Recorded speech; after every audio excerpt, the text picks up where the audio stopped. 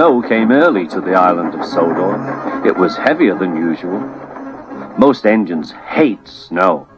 Donald and Douglas were used to it. Coupled back to back, with a van between their tenders and a snowplow on their fronts, they set to work. They puffed backwards and forwards, patrolling the line.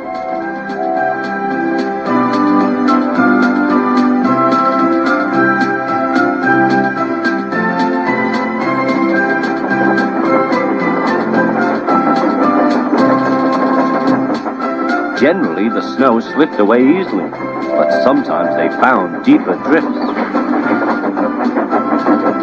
Presently, they came to a drift which was larger than most. They charged it, and were just backing for another try when... "Lush sakes, Donald! It's Henry! Dinna fess yourself, Henry! Wait a while, we'll have you out." Henry was very grateful. He saw all was not well. The twins were glum. They told him that the Fat Controller was returning soon. "He'll send us back for sure." "It's a shame," said Percy. "A lot of nonsense about a broken signal box," grumbled Gordon. "That spiteful brake band too," put in James. "Good riddance, that's what I say." "They were splendid in the snow," added Henry. "It isn't fair."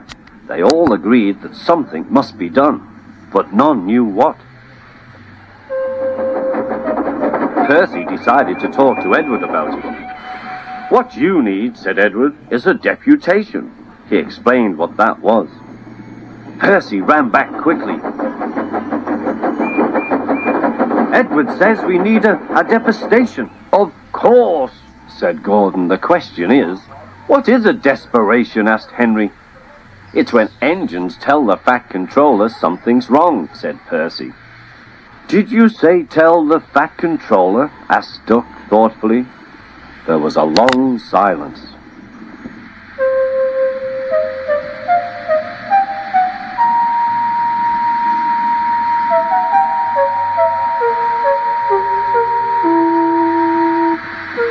"I propose," said Gordon, "that Percy be our, disputation."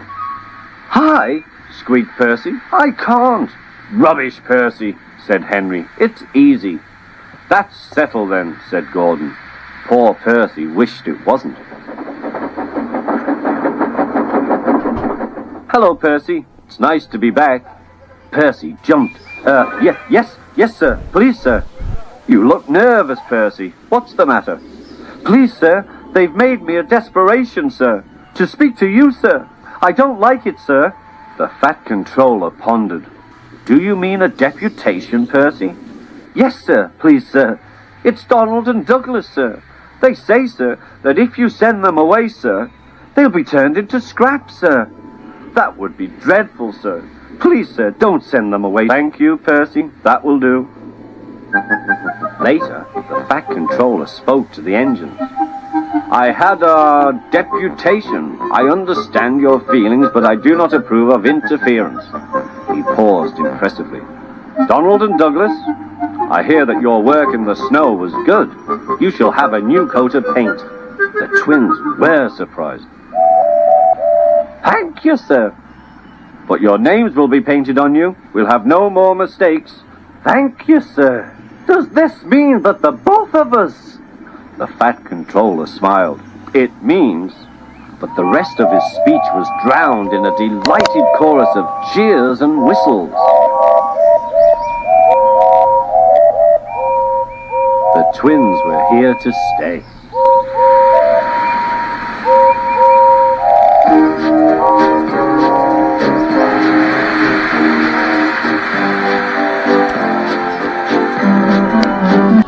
Donald and Douglas are practical, peppery, and proud.